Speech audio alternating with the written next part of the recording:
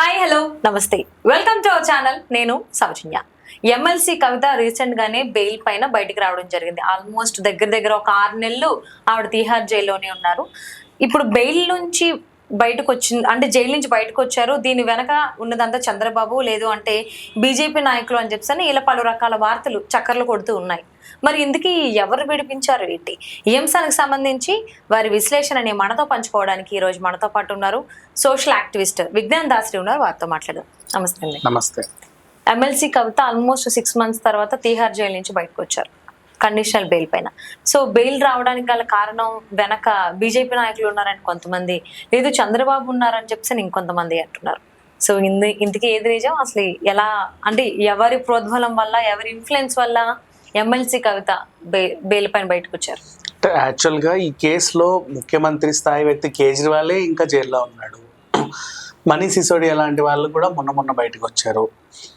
And అంటే ఇన్నేళ్ల తర్వాత ఇంకొంతమంది ఉన్నారు. సుకేష్ చంద్రశేఖర్ కూడా జైల్లోనే ఉన్నాడు. ప్రత్యక్ష సాక్షి మళ్ళీ నేను చూశాను, బీఆర్ఎస్ కార్యాలయం నుంచే నాకు డబ్బులు వచ్చాయి, పలానా నెయ్యి డబ్బాలో పెట్టాను, పలానా రోల్స్ రాయిస్ కార్లో అక్కడిచ్చాను, ఇతను తీసుకున్నాడు, ఇట్లాంటివన్నీ. అండ్ చన్ప్రీత్ సింగ్ లాస్ట్కి అరెస్ట్ అయ్యాడు. హవాలా రూపంలో గోవాకి డబ్బులు మళ్ళీ ఇచ్చింది నేనే. అంటే మనీ ట్రయల్ స్టార్ట్ అయినప్పటి నుంచి యాక్చువల్గా ఇది 100 కోట్ల స్కామే, కానీ ఈడీ ఇప్పటి వరకు కూడా 150 కోట్ల వరకు కూడా ఆస్తులన్నీ అటాచ్ చేసింది. కానీ ఎక్కడి నుంచి వచ్చి ఎక్కడి నుంచి వెళ్ళాయని ఈ మెలికలన్నీ కూడా రాబట్టే ప్రయత్నం చేస్తే మొత్తం ఎటు తిరిగినా సరే అన్ని వేళ్ళు లిక్కర్ కవిత వైపే చూపించాయి. సో ఎటు చేసినా ఇందులో కవితకే బాగా రోల్ ఉంది, మేజర్ పార్ట్ తనదే, వీళ్ళందరినీ కూడా ఈవిడే ఇన్ఫ్లుయెన్స్ చేసింది అని సాక్ష్యాధారాలు గట్టిగా ఉండడం వల్ల ఆవిడని అరెస్ట్ చేశారు. ఫస్ట్ కవితను అరెస్ట్ చేయడం వెనకాల ఏదో రాజకీయ వ్యూహాలు ఉన్నాయని ఫస్ట్ వచ్చింది వార్త. దాని గురించి మాట్లాడుకుంటే, ఇప్పుడు అరెస్ట్ చేయాలి అనుకుంటే ముఖ్యమంత్రి స్థాయిలో ఉన్నటువంటి కేసీఆర్ని చేయొచ్చు, కాబోయే ముఖ్యమంత్రి అని చెప్పుకుంటున్నటువంటి కేటీఆర్ని చేయొచ్చు. అవునా? దిక్కు దిమాలా లేని కవితను చేయాల్సిన అవసరం అయితే లేదుగా. ఈమె ప్రజల చేత ఎన్నుకున్న నాయకురాలాగా, ఈమె పోటీ చేసిన ప్రతి చోట ఓటమే.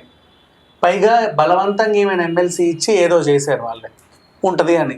సరే ఏదో బతుకు తెరువు కోసం మరీ అదేంటిది రాజకీయాల్లో ప్రత్యక్షంగా లేదు, మరి దోచుకోవడం ఎలా, ఏదో ఒక స్కామ్ అన్న చెప్దామని ఆమెకోళ్ళు ఇక్కడ స్కామ్ ఇచ్చారమ్మా, చేసుకో జాగ్రత్తగా అని.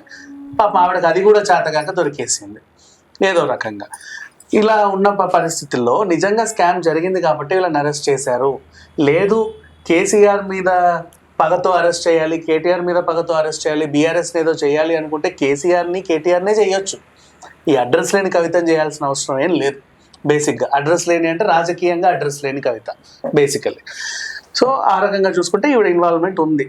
ఏదో రకంగా కొన్నాళ్ళు జైల్లో బతికింది. స్టార్టింగ్ నాకు అది కావాలి ఇది కావాలని అడిగారు, వీళ్ళు కూడా ఇవ్వాల్సినవన్నీ ఇచ్చారు, ఏదైతే ఇవ్వకూడదో అవి ఇవ్వలేదు. అండ్ జపమాలు అడిగింది, రామాయణాలు భాగవతాలు అన్నీ అడిగేసింది, కొన్ని పుస్తకాలు అడిగింది, రాసుకోవడానికి పెన్నులు పేపర్లు అన్నీ అడిగింది. చూసి ఓ మోస్తారు ఏదో ఇవ్వాల్సినంత వరకు ఇచ్చారు. అంటే జైల్లో పెన్ను కూడా ఒక ఆయుధం కింద పరిగణిస్తారు, అందుకని 1-2 సార్లు ఆలోచిస్తారు, నువ్వు నాకు పెన్ను ఇవ్వలేదు అని వీళ్ళు చెప్పుకుంటారు. కానీ అలా అనమాట. ఇట్లా కొన్ని ఇచ్చారు. ఆవిడ ఏదో రకంగా బెయిల్ మీద బయటకు వచ్చింది. చాలామంది అనుకుంటున్నారు పాపం కవిత జైల్లో చాలా ఇబ్బందులు పడిందంట, ఆవిడ ఏమన్నా కొట్టారా, ఒంటి మీద ఏమైనా వాతలు ఉన్నాయా, లేకపోతే కస్టడీలో తీసుకున్నప్పుడు ఏమైనా బెదిరించారా, హింసించారా, 3rd degree ప్రయోగించారా అనుకుంటే ఆవిడ బాగానే నవ్వుకుంటూ వచ్చింది కాబట్టి ఏం లేదులే అని అనిపించింది. పోనీ జైల్లో పరోక్షంగా కూడా ఏమన్నా పెట్టవచ్చు. అంటే ఇప్పుడు కేజ్రీవాల్ని 14/8 సెల్లో, అది కూడా ఎక్కడ ఉగ్రవాదులు తీవ్రవాదులు ఉండే మధ్యలో పెట్టారు ఆయన్ని. సో ఈ రకంగా కవితను కూడా ఎక్కడైనా బందిపోట్లు లేకపోతే కూనీకోర్లు మర్డర్లు చేసే వాళ్ళు ఉంటారు కదా, కరుడు గట్టిన నేరస్తులు, అలాంటి వాళ్ళ మధ్యలో ఏమన్నా పెట్టారేమో అని కొన్ని వార్తలు వచ్చాయి. బట్ బయట అనుకున్న టాక్ అయినా అలాంటి వాళ్ళ మధ్యలో పెట్టినా కూడా కవిత వల్లే వాళ్ళు చెడిపోతారేమో, కానీ వాళ్ళ వల్ల ఈవిడికి ఎలాంటి హాని ఉండదని కూడా ఇంకొకరు అన్నారు. ఇట్లా ఉంది వార్తలు. ఇప్పుడు బయటకు వస్తే ఇంకా చాలా మంది అంటారు, అయ్యో పాపం ఆవిడ పురుగుల అన్నం పెట్టారంట, ఆవిడ చివరికి ఆమె సబ్బులు షాంపూలు కూడా కొట్టేశారంట అని చెప్పి రకరకాల వార్తలు బయటకు వస్తున్నాయి.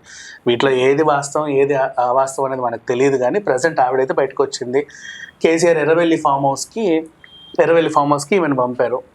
కేటీఆర్ ఏమో అమెరికా వెళ్ళాడు. కేసీఆర్ వ్యూహం ఏంటో ఎవరికి అర్థం కావట్లేదు అన్నట్టు ఉంది. ఇప్పుడు బండి సంజయ్ ఏమంటున్నాడు అంటే, కాంగ్రెస్ బీఆర్ఎస్ ఒకటైపోయింది కాబట్టే కవిత బయటకు వచ్చింది, నెక్స్ట్ రాహుల్ గాంధీని కూడా కేసీఆర్ అందుకే కలవాలనుకుంటున్నాడు అని ఒక న్యూస్.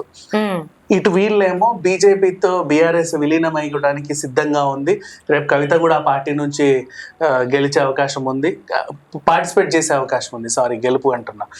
నెక్స్ట్ అలాగే కేటీఆర్ని ముఖ్యమంత్రి స్థాయి హోదాలో పెట్టి కేసీఆర్ని ఏదన్నా ఒక రాష్ట్రానికి గవర్నర్గా పెడతారు అని చెప్పి ఇంకో వార్తలు కూడా ఉన్నాయి. ఏది నిజం ఏది అవాస్తవం అంటే ఆవిడ విడుదలైంది వీళ్ళ వల్ల అని వాళ్ళు, వాళ్ళ వల్ల అని వీళ్ళు. ఇప్పుడేమో ఇదంతా తీసుకెళ్లి చంద్రబాబు నాయుడు గారికి అంటగట్టారు. చంద్రబాబు నాయుడు గారికి బాగా ఇన్ఫ్లుయెన్స్ ఉంది, కేంద్రంలో ఇన్ఫ్లుయెన్స్ చేయగలిగే పవర్ఫుల్ వ్యక్తి అయ్యాడు ఇప్పుడు. ఆయనకు చెబితే ఏదో అయ్యింది, ఆయన వెళ్ళి విడుదల చేయండి అంటే విడుదలైంది. ఇట్లాంటివి ఏమి ఉండవు. మనం చెప్పినంత మాత్రాన అరెస్టులు కావు, మనం చెప్పినంత మాత్రాన విడుదలలు ఉండవు. అది తీహార్ జైలు, సుప్రీంకోర్టు మహా ఉన్నత న్యాయస్థానాలు, పైగా అరెస్ట్ చేసిన వాళ్ళు కూడా ఈడీ, ఇంకోవైపు సిబిఐ, వీళ్ళందరినీ ఇన్ఫ్లుయెన్స్ చేయగలిగే సత్తా మనోళ్ళకు ఉంటే ఎప్పుడో ఎన్నో నేరాలు. అంతే చంద్రబాబు నాయుడు కూడా అరెస్ట్ అయ్యేవాడు కాదుగా.